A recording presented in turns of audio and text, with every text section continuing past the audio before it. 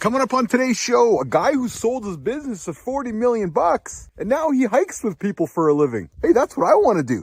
Today, coming up live in the lab with Keith Bilous. Hi, I'm Keith Bilous, and this is Live in the Lab. All right.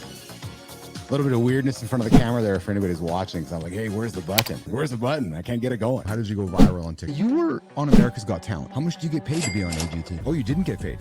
Keith and Steve here in Live in the Lab. You're a great interviewer. I love it. 48 miles, 48 hours. And not just once. You ain't seen nothing yet. I hit 50 last time and I'm like, yeah, things are a little different than they were 10 years ago. So trust me, things are to keep. You have no time for the BS that much of society seems to put on the table. Why is that? Like what you're talking about is real right now. There's just no bullshit here, but it's just real. We brought you in with some Marley. I said, Joseph, let's talk music for a second. You said, well, Keith, oldies, 60s, 70s, and 80s. I've never talked to a sir before. Why are you a sir? In many ways, we're the same story. I came from nothing. You came from nothing. I think the old saying goes that if you want a trophy, you climb Everest. If you want respect, you climb K2. I've built my myself, and it's pretty fascinating when you can have a conversation with yourself with your own knowledge. Have you done that before? Why are we rushing to make these tools if all they're going to do is hurt humanity? Does the world need an Oppenheimer moment with AI? What a fun show. What's going on, Business Athlete Nation? You got your old chief bapl, Uncle Keith Bilous, sitting here in the chair on a Wednesday hump day. Oh, just can't you tell by the music it's hump day? It's raining where our guest is today, Darren Mass. The guy who started his business, sold it for $40 million. Now he hikes for a living. Yeah, so if you want to be inspired, you want to stick around. You want to stick around to learn how you can go from something to nothing, nothing to something like that. Still be lost. Could you imagine selling your business for millions and millions of dollars and then waking up still lost? I can, because it happened to me too. So, extremely excited and jacked. Oh yeah, did I say jacked? Tomorrow, 83-year-old bodybuilder. Yeah, I said 83. Fuck. I said 83. I did. 83-year-old bodybuilder joining us in the lab. I'm not going to drop his name because today's all about Darren Mass. Oh, listen, audience, I forgot to tell you, he's also a podcaster. I know how we feel about podcasts. We kind of poo-poo them because they're recorded, they're edited, they massage all the raw stuff out and they make it all perfect. So, but we won't hold this against Darren though, because Darren's got somewhat of a really unique podcast. Yeah, the guy goes for a hike. Straps up like cameras and shit and probably DJI drones following them and probably this whole force of like this whole autonomous army of cameras and audio fleet. Then he gets these people, these entrepreneurs, business leaders, people that probably aspire to be like Darren and say, hey, I want to come tell my story with you, Darren. Then he goes for a walk with them, goes for a hike, but apparently he doesn't hike in the rain. I don't blame him. They go for a hike, they talk business. Yeah, he's got a podcast. He's going to talk about the podcast. I Took a Hike podcast with Darren Mass. So Darren's coming up in a few moments, but before we go there, hey, if you're a creator, you've heard me say this before, if you're a creator, you got to come to the lab. You got some knowledge in your head, you just don't know how to unlock it, right? Come join the lab. We'll help you unlock it. Launching the Business Athlete Performance Lab Academy around the corner. A place where creators can be celebrated, unlock the value. 100 days, $1,000, cohorts start every Monday. Oh, details coming. Details coming. Did I hook you? Here's why I'm also excited. I got to switch camera angles for this one. And, Uncle Keith's going to introduce something you're new today. Check this out. So we're going to try this, and then we're going to do this. Oop, no, we're going to do this, and then we're going to go, what's that I hear? Listen. Oh, it sounds like a construction site. Can you hear that? The banging. Yeah, the buzzing in the background. There it is. You know what they're building? They're building the Business Athlete Performance Lab, the world's first virtual gym. Darren's ears perk up. What? It's true. Today, 3:00, I am going to meet with my builder to start putting the final finishing touches on the place where you come to achieve your greatest, biggest, most audacious goals. You know how you go, like in the real world, you go to the gym, you lift weights, you achieve goals in the real world? Well, we're not trying to wipe the real world out. We're just creating an option for the remote workforce, for the virtual workforce. Yeah, that one too. The remote workforce, the distributed workforce, the virtual workforce. I go to the office. What's that? Oh, right. I go to the office workforce. So the academy, the virtual gym, the Business Athlete Performance Lab coming, a place where you can come, you can belong to, you can walk around, you can mingle with other members who are also achieving their goals. Hey, sounds like a gym to me. You can socialize. You can come knock on doors. You can come walk through doors. You can come achieve your biggest goals. So that's why I'm excited here today. Because we are putting the touches on the lab, the real lab that I'll be looking forward to introducing guys very, very soon. So there's your hook. I know I got Darren curious. I know I got him curious. So why don't we pivot our attention to the guy in the green room? He's unfortunately in the green room today because I know he wants to be hiking. but it's raining. It's not pleasant when you're hiking and it's raining, or when it's minus 40 degrees Celsius where I am today. Nobody wants to hike in that. So let's not bring down the energy. Let's increase the energy. And let's move our attention to Mr. Darren Mass joining us live in the lab. What's going on, Darren? Darren and your dog? Oh, I'm sorry. I didn't know we had a lot of energy today. Sipping my coffee, playing with my dog.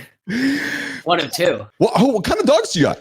I the girliest of dogs. Oh. This is a Cavapoo. His name is Cabin because he's lazy like a log. Not like her dad. Yeah, he's great. And I love the energy. This is cool.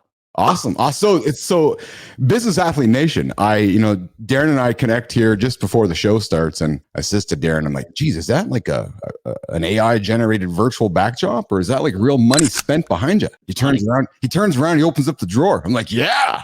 I'm like Vanna White. He's better looking than Vanna White, my friend. I see you got some guitars hanging back there behind you too. Yeah, two of them, Les Paul and a PRS. Oh my. Where are you joining us from? Where are you joining us from today, Darren? I am in New Jersey. That's the America, the United States. Oh, that place, the Jersey part of America. I see.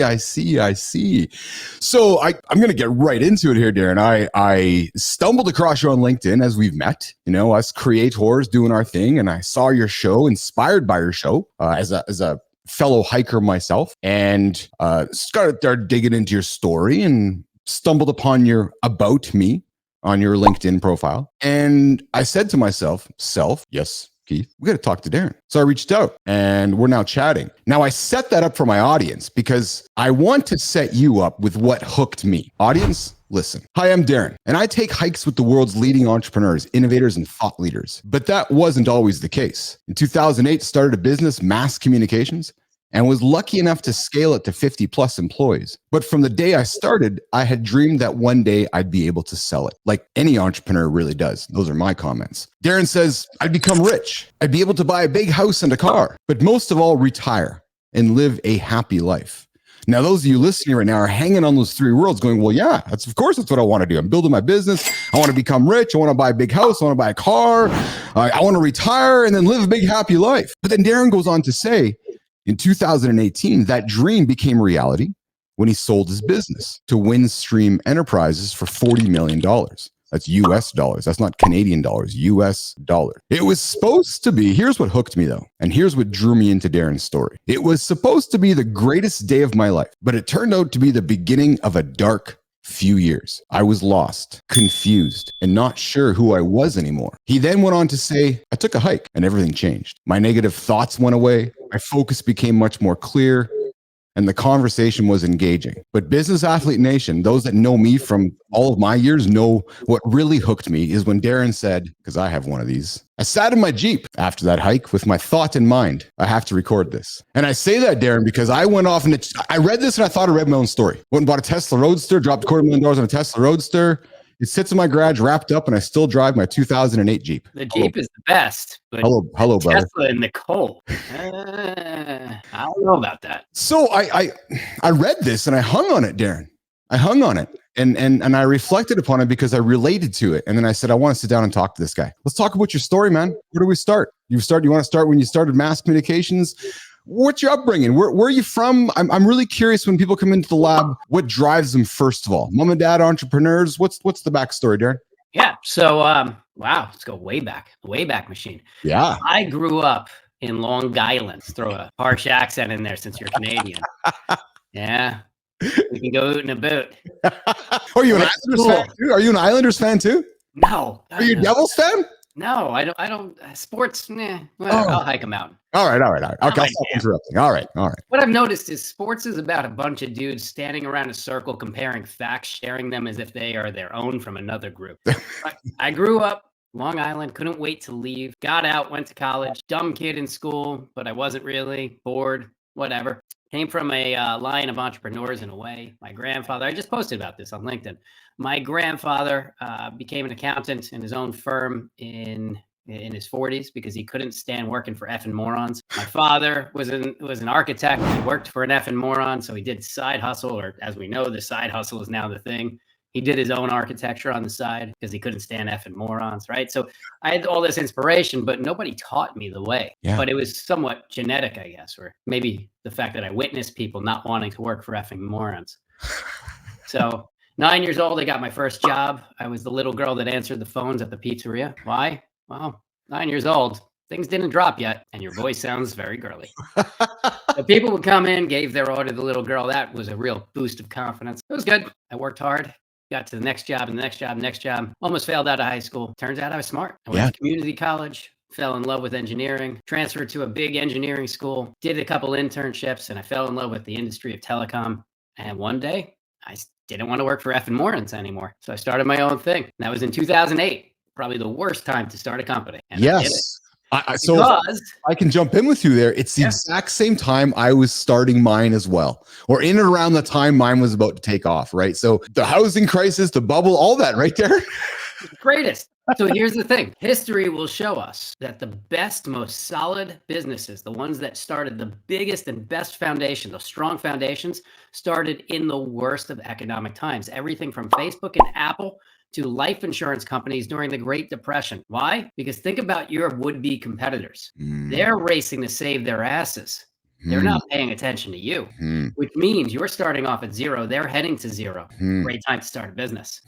Only up from there. So that's what happened. We had a couple of great lucky breaks, some fortunate situations, and a whole dose of working our asses off to get to where we wanted to be, followed by proven process and retinkering and hiring great people and being unique in an industry that sucked. Yeah. A daunting industry. And then 10 years later, to the very single day that I started the company, we sold it. 10 years. So I wrote in a business plan. I don't know if I'm clairvoyant. I don't seem to win the lottery very often, despite my dreams of numbers. But I guess you can call this a lottery winning in a way. When I started, that epiphany, that entrepreneurial spark in the dream. Yeah. Here's my company. I'm going to call it Mass Communications, not because of my last name, but that's an awesome name for a telecom company. Yes. I created my business plan. And for some reason, I never wrote a business plan before, but I said exit strategy is the first line. Sell to, and I named the company for $40 million in 10 years. That was on December 19th, 2007. Well, we signed our stock purchase agreement to the company that acquired the company I named on December 19th, 2017 for the number I put in there. And they picked the date, and it had zero influence on me. Come on. Magic. So anyway, I stayed. I wanted to continue working. I was 38 years old. I was not ready to retire. I got there. And when you go from being the CEO of a company, having great partners, having great people, now sucked into the bowels of a Fortune 500 organization, being told what to do or told you can't do something, regardless of the fact that your rank is higher up, that's not a formula for success. It's disenfranchising. So I took my leave when a bankruptcy restructuring was announced because of a lawsuit that predated my acquisition. And that was my exit. From there, I pivoted to consulting. Why? Because it's what everyone does. We become consultants, give ourselves a fancy title of retirement. I had a few clients. Fast forward, COVID sucked. That was really sucked. But here I am in my head. I'm wealthy. Ego got away. But then my friends who were not independently wealthy were all winning. They were winning sales. Their company's stats were growing. They were going to an office or not, but they were happier. And I started going into a funk. It's really cool to have balance. It's really cool and awesome to be in your children's lives, more so than anyone can be in their lives every day and not have to worry about a whole bunch of things. But man, it's a drag. So one day my brother saw that I was depressed, and man, I was depressed, right? And no one talks about this, by the way. Woe is you. Yeah. Right? Oh, poor you is what you're afraid people will think. So you keep it inside, exacerbating the problem. So my brother saw that I was depressed, and he goes, let's go hike. I'm like, I don't know if I want to hike. Let's go hike. He gets me out of my shell. We go hike up Breakneck Ridge. Exactly what it sounds. Because I love my brother, I just decided, sure, let's go. Why not? It was tough. It was a mountain climb.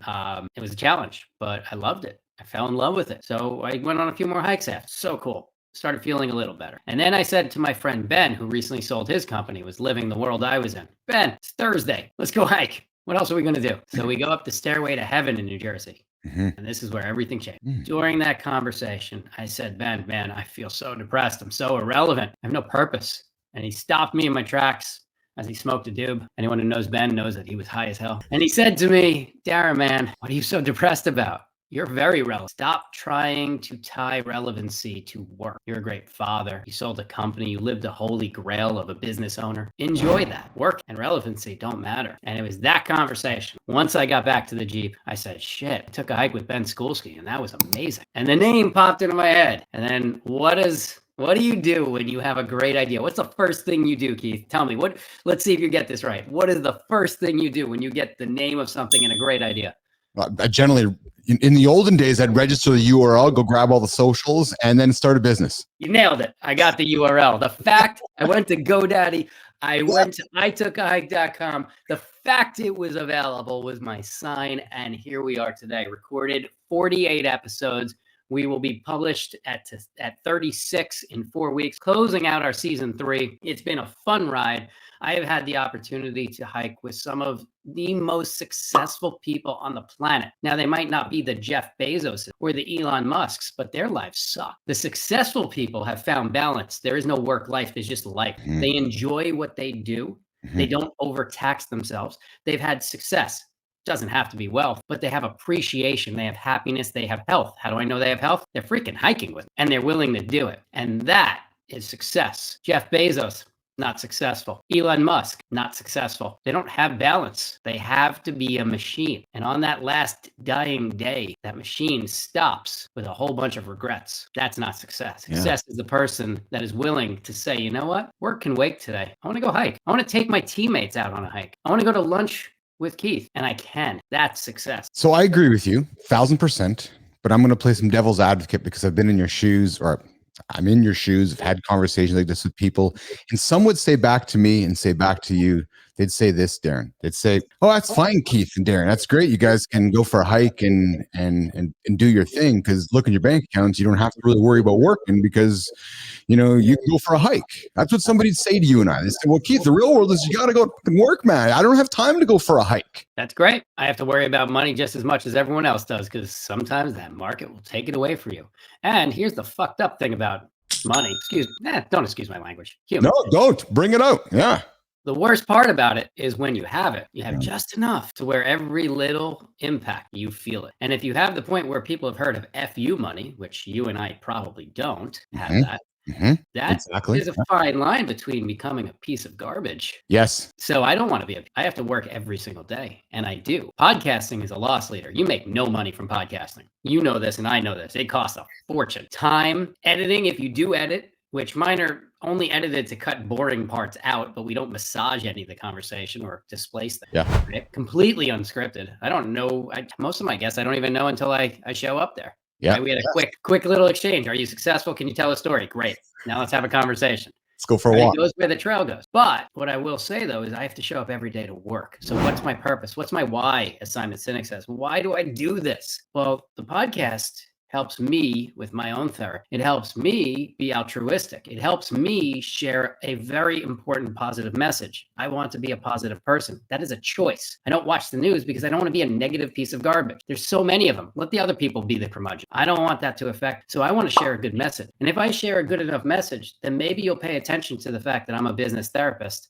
And I want to help small business owners, entrepreneurs, solopreneurs lift up the rock that's holding them down, going through the emotional process of running a business. That's what I want to draw attention to. What I want to draw attention to is the fact that I have a social branding networking community that's helping people thrive on LinkedIn. It's not a pod. It's a community of people that supports you. Education, best learning lessons, tips, tricks, speakers of influence, weekly meetings. That's what I want to draw you to. The podcast is fun. I love it. It's passion. You can hear it in my voice. I don't give a shit what I have in the bank account. That's digital zeros for one day, my next generation. But for me, I have to work every single day because I'm not touching that, which means I make the same income as everyone else. That's my focus. Grounded in Long Island middle-class roots at best. Hustle, blue collar, get shit done mentality. The digital zeros. Yeah, they buy a whole bunch of dumps. Trip down the mountain. Cool. I don't have to worry about a medical bill. My kids want to go to college? Cool. But they better have the grades. My kids want to go to camp? Cool. I'll send them to camp. I want to retire? Fuck that. There's no retire. I'm having too much fun. I don't know if I've ever said this before on the air. I don't think I have, but I'm going to say it out loud. I love you because you're me. And I'm saying that in a rhetorical, humorous, I'm here to entertain and inform. I do not need to speak. I simply need to have Darren Mass speak on my behalf as my proxy, and everything you're saying out of your mouth is what I believe and my story. It's incredible. So Melissa, my colleague's listening right now. I'm sure she is. And she's probably sitting there going, holy fuck, this is actually Keith speaking. Like the things you're saying, the buttons you're pushing, your purpose, your reasoning, your comments around the podcast not making any money. None of this makes any money, does it? But to network, to give back to others, to connect with human beings and to see others. That's why I'm building this goal building business, because I love seeing people achieve their goals. Oh my God, does that make me happy? Isn't it, Darren?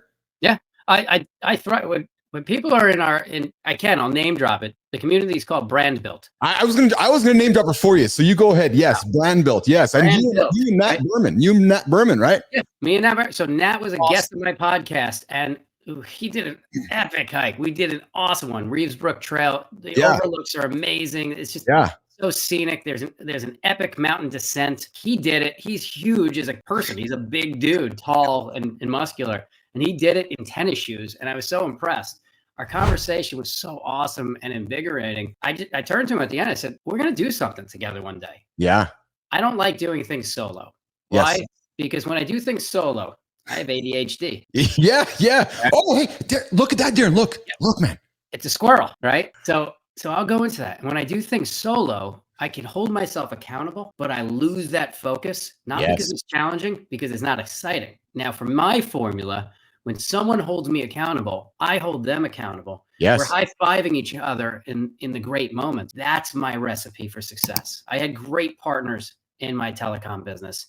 Nat is a great partner. He fills in all the gaps of my weaknesses and vice versa. Yes. I'm more corporate structure, people, process, product. He's more of that hustle, that grit, that let's go, let's LFG. Yes. Right? That's what I needed. That's what he needed. We come together, we make a great relationship. And when people join Brand Built as a member and they succeed, and one of their posts do well because we help them with the hook, or they're in the discussion board saying, hey guys, what do you think about this message here? Does it work? And we help them out collectively. Or a speaker has presented something that gets them to reframe their thought process around what a good post should be or shouldn't be, or how to post or when to post. That feels great. That feels great. And that is purpose and passion. If you want to make money, don't focus on making money. Focus on purpose and passion. Money always follows. I have been loving watching you and Nat do your thing on LinkedIn. Thank you. And I'm saying that publicly to anybody paying attention, because I've been, I brought my world, relaunched my personal brand on LinkedIn, and I've been watching people like yourself, Nat, Alana Sparrow, and it's Laura Acosta, and it's been really awesome to watch these brands be built in front of me and watch the idea of yesterday's resume go out the window, because yesterday's resume is stuck inside of Chat GPT. So now that the fact that, I said to my colleague this morning, I said, Alana Sparrow, like you can see her brand come to life. She's a member, by the way. Oh, that's awesome. So I'm having her on the show. I'm trying to get Nat Berman on my show. So just so you know, I'm a massive fan of Brand Built. I'll be your guys' biggest promoter. I'll just, I'm doing my own thing. And here's the thing. I got Nat's email today, and I loved what he said. He's like, there's 1 billion people on LinkedIn. We're all going to find our tribe. So I'm more than happy to promote the hell out of Brand Built, because some of you listening right now aren't going to resonate with Keith, but you're going to resonate with Darren. You're going to resonate with Nat. You're going to resonate with some people, or you're going to simply listen, are part of Brand Built. I kind of like Keith better. There's room for all of us at the end of the day. But I love there's 1 million shades of diamonds, cut, color, clarity. There's every option in the world. You just have to find the one that works best for you. You might hate me. That's great. Yeah. But you might love Keith. That's great. There's always another client, another opportunity, another business coach, another this or that. There's another spouse. There's another girlfriend. There's another boyfriend. There's another anything. Yes. You just have to find the one that works for you. And you're right. Seeing all these communities pop up, it's the first time, I think, in history, with the exception of Uber, that any human being sitting at a desk, staring at a bunch of glass trophies with their name on it, wondering why their life is so miserable, can get up, walk away, start something new on their own solopreneurship, and be successful. Yes. That's today. Yeah. I like I said, my audience loves when I fanboy over my guests. So just bear with me while I fanboy over what you guys are doing here, because I love watching progress, and because I'm living in the community every single day and I'm witnessing it. I love seeing you guys do your thing, and then I'm learning from it, because don't kid yourself. I'm watching and I'm learning. and I'm learning and I'm making changes. I'm seeing what Nat does and make a tweak, right? And I do this, right? So, and I decided to draw my line in the sand, Darren, around the live show every single day at noon, right? It's where I decided to say, okay, I'm going to be the Letterman at 11:30. I'm going to be every single day, Monday to Friday. There's Letterman at 11. There's Bilous at noon every single day, right? So that's where I drew my line in the sand, and it's been fun because last week you used the word showing up a number of times a few moments ago, and last week people kind of knocked on my door and said, Bilous, you're always showing up. I'm like, yeah, Show you're up. noticing, right? And I've never had so much money. I've never had so much fun making no money, but I can see the money coming because you know why? Because people are seeing the purpose that I'm bringing to the table. Yeah. The money, the important message that I think everyone can hear from you and I. Yeah. And the fact the first time I posted that, hey, I sold a business and now I'm depressed, so many other exited CEOs and entrepreneurs aligned on that in the comments to say, whoa, Yeah. we don't speak about this often, but yeah. Yeah. It's real. If we're chasing money, and I'm not talking about chasing money because you need to put food on the table, work your ass off, put food on the table, do whatever you need to do to put food on the table. That's a priority. That's survival. But if we're sitting at a dead end job making 6 figures, you hate your boss, you don't like the people you work with, you're miserable. Do something that gives you a passion Yeah. and a purpose, because the old man on his deathbed in that cliched story regrets not being there for his kids. He doesn't regret not buying that boat. It's not worth it. Enjoy your life. Earn enough to put food on the table. Put a savings in the bank. Make sure that you have enough to live for at least a year without having to be desperate to take the job you don't want, which means hustling your ass off. But when you get there, do stuff you like. You know what I think is difficult, and Darren, is that because we have both been fortunate and blessed and not handed to, we worked hard for our money. We worked our ass off to make our money. It was never an easy day. Never. And my business partner always said to me, Keith, you can't not have stress making the kind of money we're making. Like, it just doesn't go. That's not how life works. It's called winning a lottery. So no millionaires, the ones that were instant millionaires, look at those pieces of garbage. Look at them driving their Ferraris and Lamborghinis. They don't know what balance is. Or the lottery curse. You go from being broke to being a lottery winner, and now you're dead, right? Because you don't know how to live that. In order to get to the level of success where you could appreciate it, where you actually have a successful exit or venture, you had to have a lot of painful days and a lot of painful moments. I worked for 2 solid years when I started my business with $0 in income. I lived off a 15% interest only credit card with a $25,000 availability in credit. I lived off of that. I paid the minimum so I didn't go into the interest. I ate 1 lean pocket every single night for dinner for 2 years because food was for survival and it was not for enjoyment. I got 6 boxes of lean pockets for $10 at the A&P across from my ghetto apartment in the ghettos of Hoboken at the time, because I wanted myself to focus on the only thing that mattered. Hustle my ass off because the future will be better than today. This to me is the fascinating part of being an entrepreneur. Let me explain. So, because I'm, again, very similar. It's like, okay, I'm going to starve myself for 2 years so I can go make $1 gazillion to teach myself that I don't actually need the $1 gazillion. Like, you don't know that until you go through it. That's my point, right? And to those listening to us right now going, oh man, I'm trying to go fucking make my money, Keith. I'm trying to go make my fucking money, Darren. And we're both trying to say, yeah, go and make it, but you actually don't need as much as you think you do, because once you go cash the check on Friday, Monday still comes. And that's what I learned. I was all excited. Oh yeah, I walked into the bank, I was like a millionaire, and then the weekend was all fun. And then I woke up Monday morning, okay, so what the fuck? Oh my God, there's another week, another day, another month ahead of me. The goal I was chasing last week is over with. Now what? Usain Bolt is probably depressed because he's the world's fastest runner and he can't beat anyone else because there's no one to beat him. I never thought about that, actually. Think about that, right? Yeah. So the most exciting moment of my life, obviously I have to say the kid. Yes. Yeah. Yes. Okay. Hello. That was pretty freaking. That is genetically rewarding. All right. Yes, I got to give them credit for the Of most course. exciting moment. Of course. The wedding. Okay. I got to give credit there as well. But the one where I was shaking uncontrollable, could not calm down because it was, I'm doing it.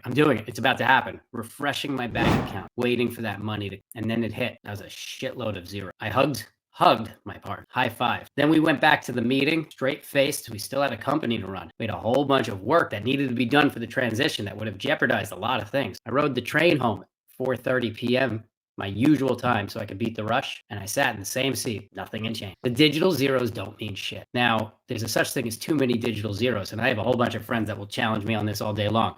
And that's because they've never had their exit, not yet. When you have too many digital zeros, what are you going to do to your family line? You're going to destroy them. You'll set up a trust, a will, hell, a foundation. Great. How successful has that been for the Kennedy, the Rockefeller? How happy are they? So there is a such thing as too much. Live within your means and enjoy it. Yes, I have a fancy office. Why? Because I built a house. I made the biggest mistake that you can make when you have a financial exit. Spend some money. Don't do that. That's what the Yale School of Management study said. Don't buy the house, don't buy the boat, don't buy the car, don't buy the plane. Sit on it for a year because that's not you. It's you that you know, the routine you that woke up every day to hustle is all of a sudden a lottery. And if you change too quickly, it messes with this. And that's why we all get depressed because we don't learn this lesson. So what should you do? Just be you, but don't go into the office then. Change slowly. You want the car? Sit on it. Buy it in a year. See how you still feel. Because a year is a big difference where those digital zeros sat in that bank account and you're like, all right, I don't have that jittery, excited feeling anymore. And I want to be the me that I always was. So my house, yeah, fancy house. Great. But this is a house in COVID. It was being built during COVID. And the survival instinct of me as an earner, as a man, was if I'm going to be stuck in house arrest forcibly, I might as well build the house of my dreams and enjoy my life. But plus, we also found out we were pregnant with a third, and we ran out of room in our old house. So add all those excuses and reasons. You regret it? No, not at all. No. Because I've come to learn that money is a resource, and I never looked at money like this prior to having. Money is a resource, no different than water or food. When you have an abundance of it, it can get stale, and you can spend it or waste it or have to throw it away. And what do very wealthy people do with their money if they don't have a good plan? They buy shit they don't need. They buy that Ferrari. I don't own a Ferrari, by the way. Great car. But they buy the Ferrari. And what happens when they buy the Ferrari and they hit a pothole? They obsess on the pain of that pothole. They're adding more useless crap that they have to mentally worry about, emotionally spend time worrying about, increasing their paranoia, their frustration, their anxiety. Yeah, that's not a good recipe for success. But what is a good recipe for success? Go back and do something you love, do it with purpose, help others achieve their dreams, feel great about yourself, hike up a mountain, hike down a mountain, support people in a community, celebrate other successes, call people out when they're great. That feels awesome. And that is success. It's striking to me how you found hiking as your outlet, your way of moving forward. It's the same way that I used mountain climbing. I climbed Kilimanjaro, did Inca Trail. I've I've hiked across Iceland. I've did Mount Pico, but Kilimanjaro was a game changer for me, Darren, perhaps the same way for you when you did your first hike. And I want to get your perspective on this. What it did for me was that because I'd gone through divorce, and I sold my company, went through divorce, big life changes. Oh yeah. I climbed this mountain, and what I learned from that experience, and I try to extol this virtue to anybody and try to convince anybody going through a journey in life. Climbing that mountain for me was physically moving my life forward, because every time I looked behind me, I was moving away from yesterday, and then physically moving up a mountain, and then getting to the top, that metaphor of the top, and then going back the other side, and then not being able to see the other side of the mountain where I started from, because that was my past, Darren Mass. That changed my life. Yeah. You follow me? Yeah. No, so it's interesting. What sets us apart from the animal kingdom is our opposable thumbs. No. Right? And the human ability to rationalize everything and anything. We can find value and purpose in anything. Someone could give you a stone and tell you it's a magic stone. And guess what? If you believe that it's a magic stone, well, all of a sudden you're clairvoyant, right? You can hike a mountain and we can find symbolism. See it in the past and we can find symbolism. Is it symbolic? Hell yeah. But it's symbolic because we chose it to be. And then what we're doing is we're giving our brain permission to move on, move up, to move out, to move over, to move in, whatever. That is what we are doing with our symbolic brain. And that's what you did. Divorce is tough. I've never been through it. I will happily say, you're not going to see me get divorced. I love my wife way too much. It's probably more one-sided, but she's not going to divorce me either, because I promised her one thing. Promised her if we get divorced, she can keep the kids, the house, and everything else. Good luck with that. You got him. That's actually a pretty good hook somewhere. It's like, you keep everything. You keep yeah, it's all yours. You'll find me on a beach somewhere, bartending, whatever. I'm cool. I'll go back to my roots. I'll go work in an appliance store somewhere. I'm cool with it. Hustle and grit. But no.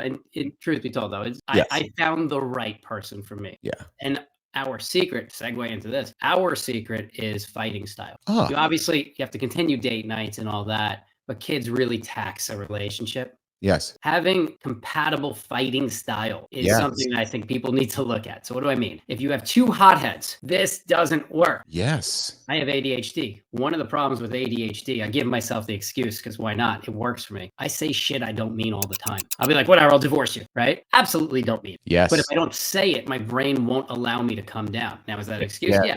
Yeah. It's an excuse. Of course it is, but it works for me. And my wife and I have had this conversation. I'm going to say things I don't mean. I do not mean them. And in order for me to de-escalate, I need to say them. Would you do me the favor of allowing me to say it and just ignore me? And my wife said, yes, absolutely, because I'm going to ignore you anyway, because her fighting style is to just let me talk and then ignore it and it goes away. We never have a fight that lasts more than that brief exchange. And it's rare anyway when we do, but it's always about the kids doing something stupid.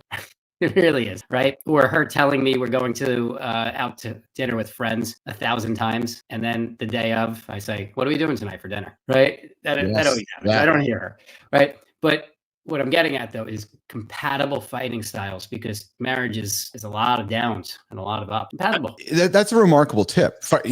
Compatible fighting styles, compatible communication styles. Yeah. I say to my wife, we're having this fight, this argument, this discussion right now, and it's getting heated because we have not had an outlet to let our emotions out elsewhere, intimacy elsewhere. And I find if I'm not being, and I'm not talking sex, I mean intimacy and however you want to define intimacy, sexual intimacy, conversation, intimacy, one-on-one with my wife. I find if there's a lack of intimacy, then that erupts in a negative way. Like yourself, I have ADHD. I say things I don't want to say. They come out, right? Yeah, you can't control it. It's like having Tourette's for a brief moment. Your brain thinks it. And it's just, I'm sure you can relate. You've had moments where you're like, I shouldn't say this.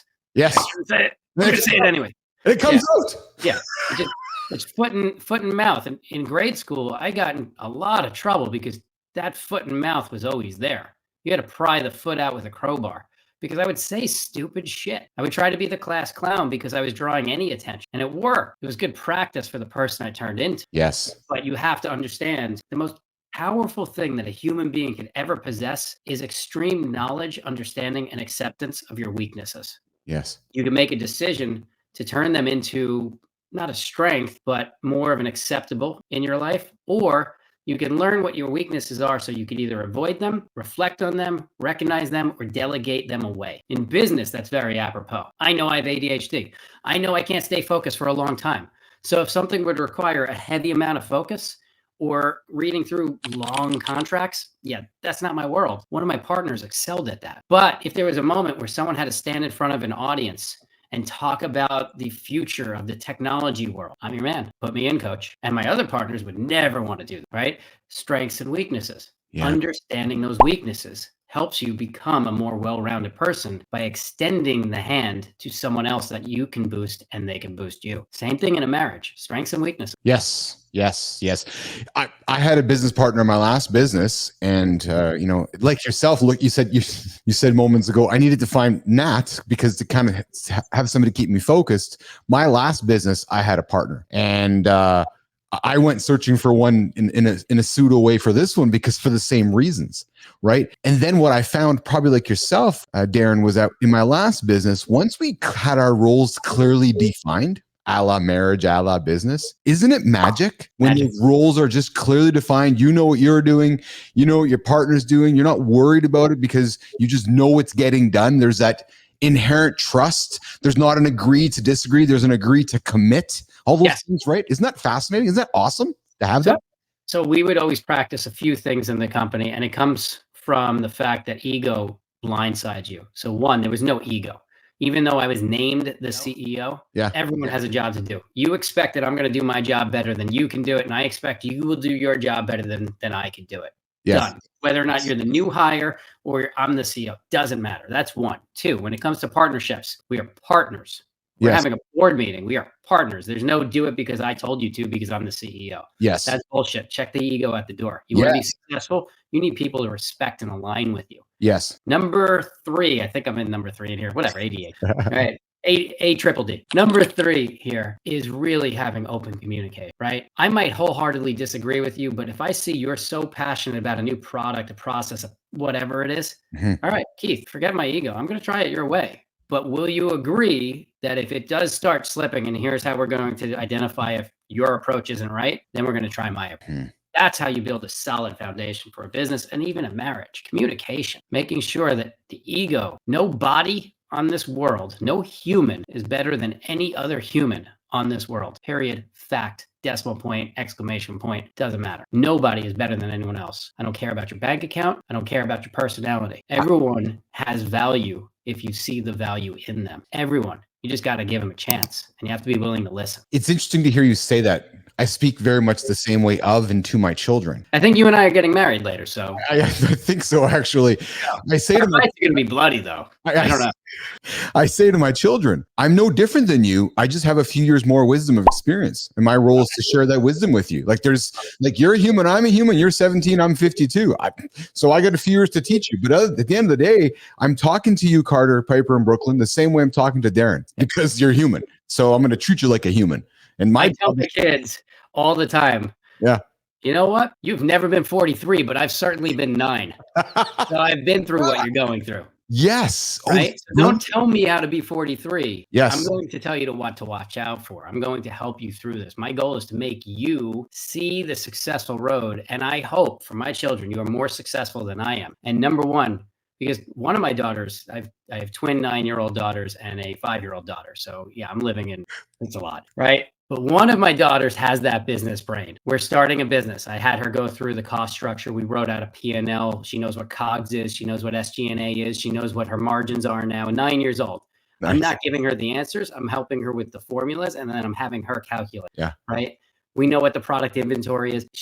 She's on her way there, right? And I do my best to coach her for that because she's passionate about it. If she was passionate about anything else, I'd go down that road, but she's passionate about being an entrepreneur. And it's not even because of me. Her brain, I'm recognized, right? So I'm fostered. They can do whatever they, right? My other daughter, she's in competitive cheer, not cheerleading. If you've ever seen competitive cheer, it's like that movie, right? Dance Life. No, there's a whole bunch of them, right? Yeah. Bring it on. That's it. I have a dancer daughter too, so yeah. Yeah, they're like flipping on mats, and it's so impressive, right? That's her world, right? And the youngest she's gonna take over the world. She's evil. No, she just knows how to push every button in my world. But no, it's about fostering these kids in their imagination. And the hope I have is that, just like you, my children will be more successful than I am ever, because I had those depressed days. I know my kids are going to have depressed days, but I had depression years. Yeah. Right. Yes. And my goal for them, I talk about this with them. My goal, because my one daughter is in business, says, I want to make a lot of money. And I stop her every time. Don't make it about making money. Make it about being happy. Yes. Once you make your life about being happy, you're living on that dopamine, serotonin, those endorphins. Now you will find success. You will find money, whatever. But I can guarantee you there's a whole bunch of people, including Steve Jobs in his last few days, that made the mention, I'd give away all my money to live and be healthy. Yeah. We are here once that I know of. Yes. Enjoy every moment of it. Every possible moment you can. Enjoy the hell out of it. That last comment is what drives me every single day to show up, because I love doing this so much. And I never want to have regret where this has to get taken away from me because I just didn't show up one extra day, or I just didn't keep doing what I'm doing, because I'm seeing the results start to come in. But I do live around that idea of, I'm very grateful that I have this opportunity to do it. It's not a grind. Yeah, it's a grind, but I'm grateful for it. What we're doing is a grind. You're talking about lots of sleep. I work harder now. Yes. Than I have. The last 3 or 4 years of my telecom business, I had a 9 to 5 because I had people to delegate to. Sure, there was fires, obviously you have to put out, but there were people that I hired to deal with the things I don't want to do anymore. That's what growing a successful business is about. Now I don't have those people. I have a partner. Now I'm doing everything. Yeah. Right? I'm making a website again. I'm growing a network again. I'm doing cold calling, or the new style cold calling on LinkedIn. Outreach, right? Because I love that. Yeah. I love it. And I don't want to delegate that away until we get to a point where I want to delegate it away so I can work on something else that I can be more productive in. Yeah. That's growing a business. That's grassroots. That's from the bottom up. Darren, So, Nation, we're going to be going into overtime. Just a heads up, guys, because Darren and Keith are having a bromance discussion here right now. So we're going to take this conversation a little bit past our hour, because I do want to dig into a topic that Darren brought up a while ago, but the word has stuck with me because it's affecting me, and I'm going to be vulnerable with you guys, and I want to talk with Darren about this. But Darren, you mentioned the word relevance back in our conversation, and being relevant and striving for relevance. I've struggled with that. I've struggled with that for the last year, 2 years of my life. I was the old social media guy. I had my thing. It took starting this show to create my new identity, because I never wanted to be just Joey Fatone. I never wanted to be just... Joey Fatone loves being Joey Fatone. Come on. He's on Jersey Show. No, not Jersey Show. Practical Jokers. I never wanted to be just Corey Feldman, but you get my point. Oh, yeah. Oh, Corey. But my point is, Darren, and to this day, some days, I'll be really honest with you and my audience. There's some days I still look in my mirror, wanting to be relevant, struggling with that, and wanting to be relevant or wanting to contribute to society again is perhaps what I battle with. Yep. Do you follow me? Oh yeah. I lived it. I live it. I know exactly what you're talking about. You live it, not lived it. You live it today, don't you? Well, I lived it more before I had found who I really was and wanted to be. So one of the things that really sparked me, that gave me the boost that I was looking for, was our first episode of I Took a Hike. And my friends messaged me randomly throughout the day, and the same theme kept popping up. Dude, you were meant to do this. Your voice is great for a podcast, right? Face for radio. There I am, right? But it was all about the fact that I finally found my calling. And one of my partners in the last business, he called me and he's like, Darren, this is who you are. You were meant to do this, right? And it was all that he was telling me all the things, and it wasn't pumping my ego. It was giving me permission to do something in my brain. We are very relevant. Your show is relevant. If you have 0 followers or fans or 1 million, you're having fun, you're relevant, right? You're a father. Instantly relevant. Hug your kids when you don't feel relevant. Hug them. We are relevant in the world. You become irrelevant when you have a day like I did over a summer a few years ago. It was 2 p.m. on a beautiful, beautiful July day. I'm floating in my pool and I had a beer in my hand, and I literally pulled a Homer Simpson. I went like this and I went to watch the water go out of my belly button because I could. And that's when I got really depressed. And I said, what the fuck am I doing? Yeah.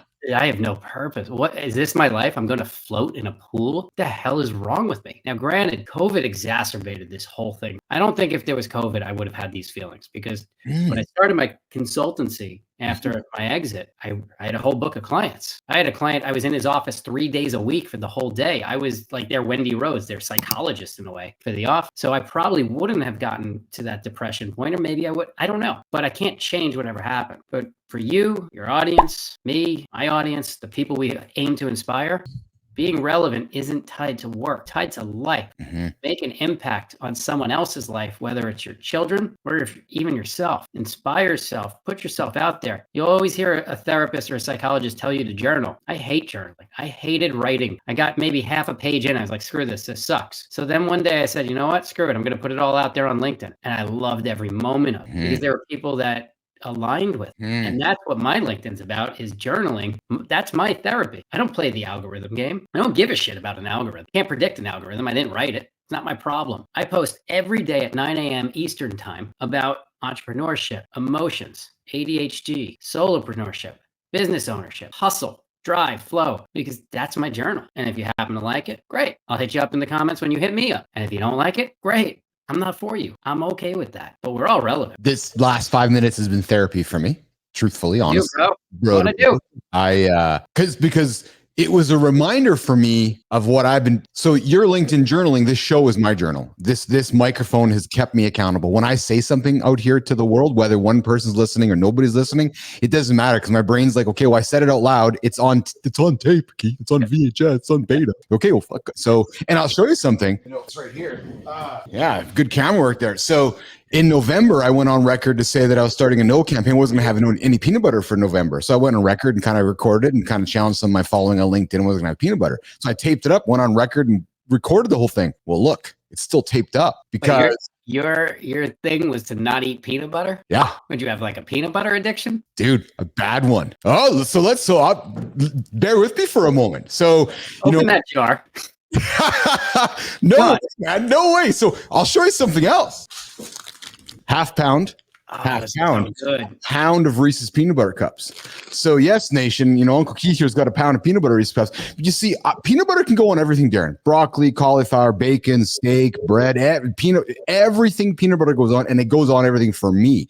So Okay. every I'm glad you've changed that, because broccoli and peanut butter is not a good combo. no, it is. Peanut It butter is shouldn't like be. peanut butter is the magical food. It's the greatest food ever created in the entire world. I agree with you wholeheartedly on that. In fact, it's the reason why during COVID, I went into the world is ending like everyone else. I bought into that shit until I wised up. Yeah, Right. yes, And, yeah. and I'm the proud Costco owner of 40 jars of mega sized Skippy. Okay. I'm with you on that. You 1 spoon a day, that and Manuka honey. Manuka honey. is the Oh elixir of my life. God, Darren, you're making me hungry. Anyway, so I taped this up, but we talked journaling. This is my accountability. Yeah. When I That's say it out loud, it's like, okay, well, how do I come back from this now?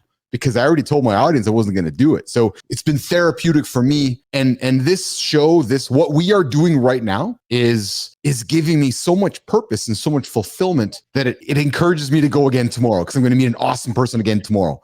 Right. Sure. And that's what's so fun about this whole thing. Right. Well, that every guest I take on a hike, they always at the end say, "Wow, that was therapeutic." Yeah. Because what are we doing?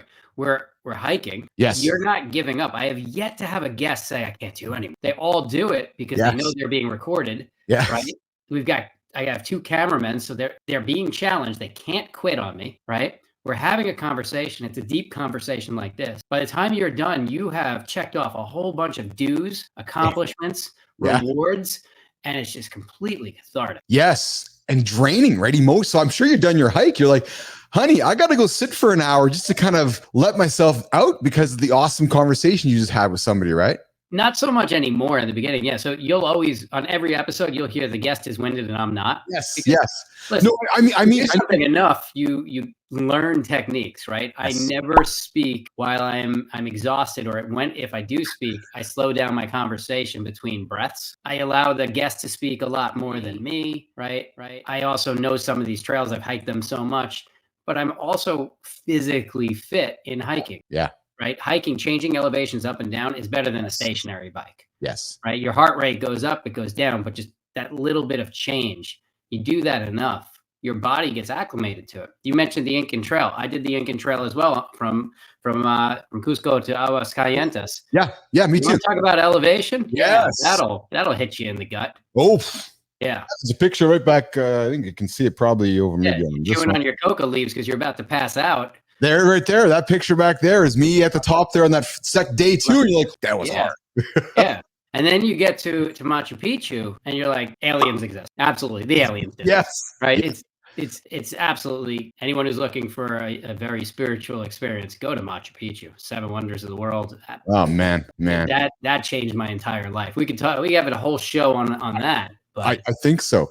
We can have a whole. So you do have cameramen following you around. You do have a whole fleet drone and a whole photography. Yeah. I fucking figured. I've watched your shit. And I'm like, oh, he's got some production happening here. Good for you, man. You have to keep challenging yourself. So at first it was just me with all these mic packs, and yes. know, I'm like the guy in the subway with a drum and a cymbal and a harmonic and a guitar. Now I whip out the trumpet and just, yeah. Right? So eventually you bring people on to help support you. Right? Yes. I can't do video. I have a GoPro on my chest, but that's not good enough. Yes. So I found people that were good at camera, that were inspired and wanted to just be part of this. They needed their own relevancy. Yes. They're both retired FBI, military, retired police officers. They were forced into retirement because of their age, right? They aged out of it for what they were doing, and they were feeling irrelevant as well. And one of my friends from a long time ago introduced me to this guy who had a drone and was learning camera, and took him on a hike, and that was it. Magic. That's inspired. Awesome. It's purpose. That's and awesome. Now I have a runner and a follower. So one of them runs ahead, puts cameras down, so we get trail footage as we walk by. Yes. And the follower is either in front or behind, getting pictures and video of us, because that's how you one up your game. And it's not distracting at all. I don't lose focus. The guest doesn't lose focus. They are doing their thing. We're having a conversation. It's just me and you on a trail, man. And it's going just like this. It goes wherever it goes. And we get some great, honest stories. What I love what you're sharing right now is that anybody who has paid attention to Live in the Lab has watched the 1% increments every week or 2 weeks of the production things changing, just like your show. Your first show was just kind of you. And then you're at your last one, the production quality. And isn't it fun as a builder, Darren? Because you're a builder, you're a creator, you're a builder. Isn't it fun to watch from day 1 to day 40 and see the 1% increments? And isn't it really fun to recognize that if I didn't start on day 1, day 40 wouldn't be here? So right. It's the reason why. So I've had this question thrown at me a lot. Yeah. At this exit, why don't I just fund this next business and just pay for everything and fast track this and that? No, because that's bullshit. Yeah.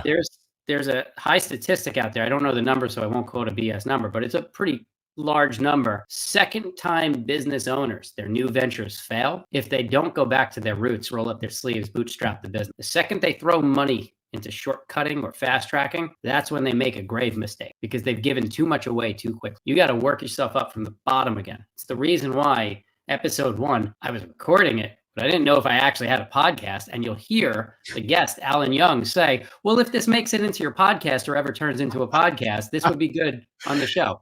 Yes. And I said, yeah, it might. I didn't have an editor. I thought I was going to edit it. Yeah. Until I downloaded an editor software and I got about 4 minutes into it. I'm like, I just spent 3 hours on 4 minutes. What the hell am I doing? And then I found an editor. But unlike throwing money at it, I made my editor my partner because I found someone who believed in me, the concept, the show so much. Instead of just throwing money at it, it's Mark Cuban's, would you rather have 10% of a watermelon or 100% of a grape?